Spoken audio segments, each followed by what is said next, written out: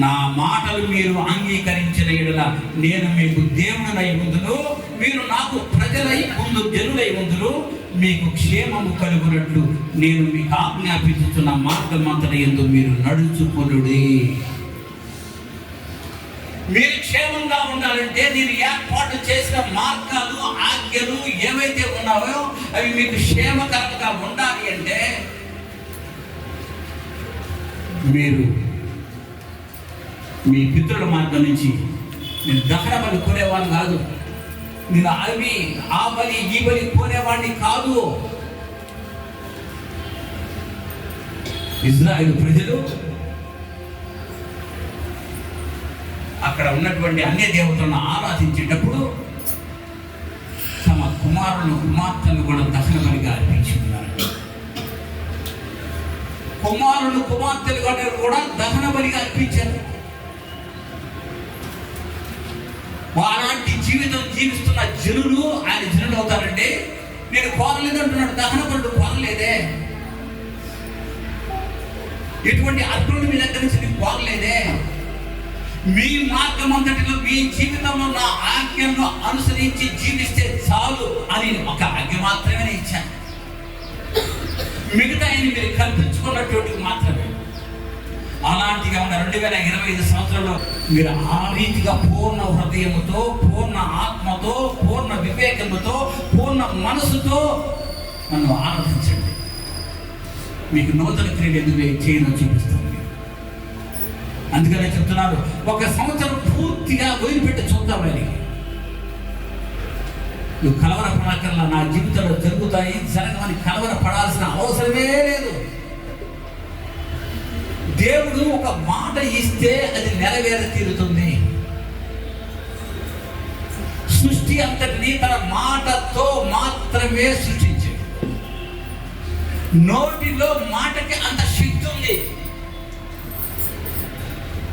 వెలుగు కాక అంటే వెలుగు వచ్చింది, ఆకాశ నక్షత్రాలు కలుగురు కాక అంటే వచ్చాయి, పశుపక్షాదులు, సముద్రాలు. నోటి మాట శక్తివంతమైన మాట,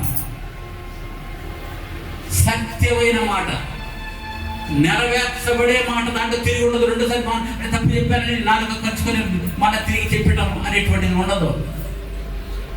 ఒక్కసారి నోటి నుంచి వచ్చినటువంటి ఈ పరిశుద్ధ గ్రంథం అనేటువంటి మాట నెరవేర తీరుతుంది. నువ్వు కట్టుబడి ఉంటావు లేదా నువ్వు ఆలోచించు.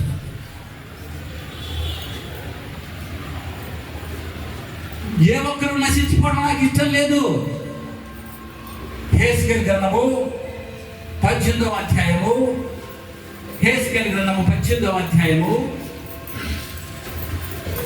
30 నుంచి 32 వచనాలు. కాబట్టి ఉండు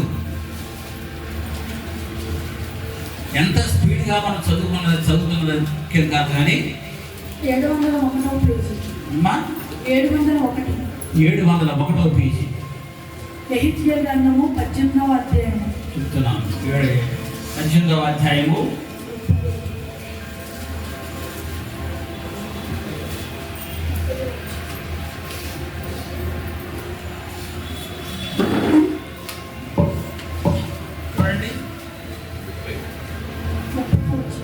30వ వచనాన్ని చదువుతున్నాను. కాబట్టి ఇశ్రాయేలురా, ఎవని ప్రవర్తనను బట్టి వానికి శిక్ష విధింతుడు. మనసు త్రిప్పుకొని మీ అక్రమములు మీకు శిక్షా కారణములు కాకుండాన్నట్లు వాటన్నిటినీ విడిచిపెట్టండి. మీకు ఉరి వేయబడతాయి. ఉరిని కలిగించేటువంటి ఏ కార్యాలు చేస్తున్నావో, అతిక్రమ కార్యాలు చేస్తున్నావో, ఆజ్ఞను అతిక్రమించి పని చేస్తున్నావో, ఒకనాడు నీ మెడకు ఉరి అవుతాయి. వాటిని అతిక్రమాలను వదిలిపెట్టు.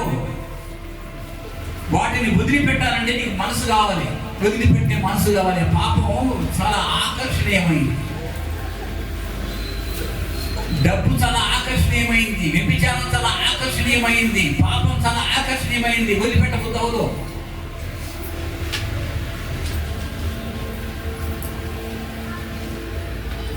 గుండెలో పడుతున్నామని తెలిసి కూడా దాన్ని ఎదుర్కొంటాం. జీవితం పాడైపోతుంది అన్నా ఎదుర్కొంటాం. అంటే అంత ఆకర్షణీయమైనటువంటిది అది. నువ్వు మనసు తిప్పుకోనండి అంటున్నాడు. ఇక్కడ ఏమంటున్నాడు తెలుసండి 30లో, మీరు మనసు తిప్పుకొని మీ అక్రమములు మీకు శిక్షను కలిగించేవిగా ఉంటాయి, వాటి నుంచి నీవు నూతన బుద్ధియు తెచ్చుకొని నూతన హృదయమును. 31, మీరు జరిగించిన అక్రమ క్రియలన్నిటినీ విడిచి నూతన హృదయమును నూతన బుద్ధియు తెచ్చుకొనుడి. ఇశ్రాయేలీయులారా, మీరు ఎందుకు మరణం చెందుతారు? ఎందుకు కావాలని మరణాన్ని, ఎందుకు మీ అతిక్రమంలో జీవిస్తూ పాపంలో జీవిస్తూ ఎందుకు మరణం చెందుతారు? దిద్దుకోండి. నూతన హృదయం కావిస్తాను. నీకు ఆలోచన పుట్టి మనసు మార్చుకుంటే నీకు నూతన హృదయం నీకులో కలగ చేస్తాను. ఎవరన్నా మరణమునందు వాడిని బట్టి నేను ఏమన్నా సంతోషించే దేవుడిని అనుకుంటున్నారా? చూడండి, మరణమునందు వాడు 32వ వచనం, మరణమునందుటను బట్టి నేను సంతోషించువాడను కాదు. నిన్ను మరణం చెందించడానికి నేను ఏర్పాటు చేసుకోవాలా? నేను బ్రతికించడానికి వచ్చా, రక్షించడానికి వచ్చా. నువ్వు మనసు మార్చుకుంటే నేను రక్షిస్తా, నీ బుద్ధి మార్చుకుంటే నేను రక్షిస్తా. నిన్ను నీ యొక్క స్వభావం మార్చుకుంటే, యథార్థమైన స్వభావంగా మార్చుకుంటే నీకు ఒక నూతన క్రియ చేస్తా. నూతన క్రియ చేయబోయే ముందు నీ హృదయాన్ని మార్చేస్తా.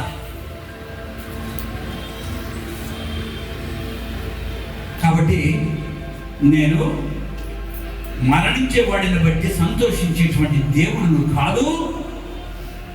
మీరు మనసు తిప్పుకొనుడి, అప్పుడు మీరు బ్రతుకుదురు అనేది యెహోవా. నువ్వు బ్రతకాలి, సదాకాలము పరలోకంలో జీవించాలి అంటే, ఇక్కడ ఉన్నంతకాలము నెమ్మది, సంతోషం, ఆనందంతో జీవించబడాలి అంటే, నువ్వు బ్రతకాలి అంటే నువ్వు మనసును మార్చుకోమంటున్నాడు, దిద్దుకోమంటున్నాడు, అతిక్రమాలు వదిలిపెట్టినట్టు. ఎవరు బలహీనతలో అందరికీ బాగా తెలుసు.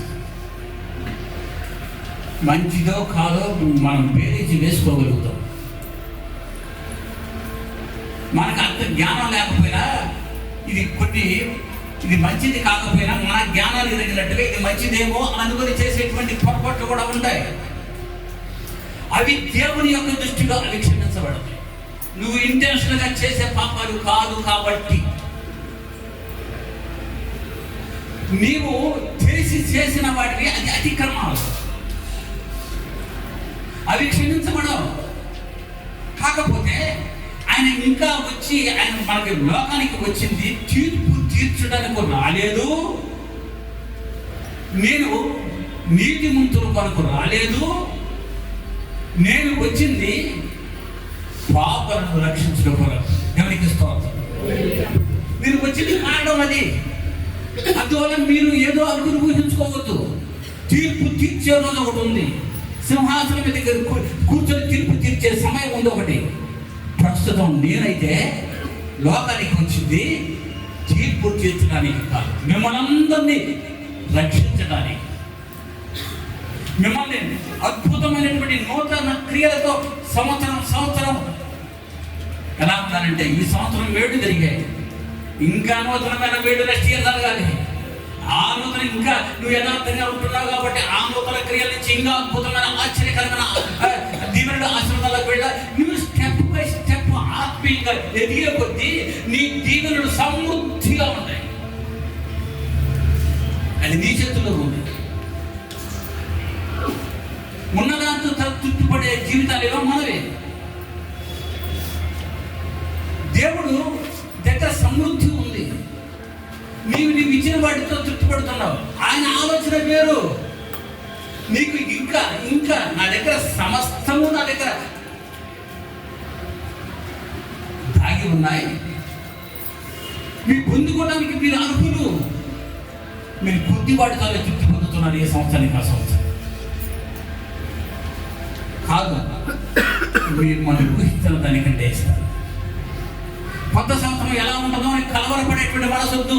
ఇది అత్యధికమైన మేళతో కూడిన నూతన సంవత్సరంగా భావించు. దానికి కండిషన్ చెప్పినట్టుగా మారు మనసు.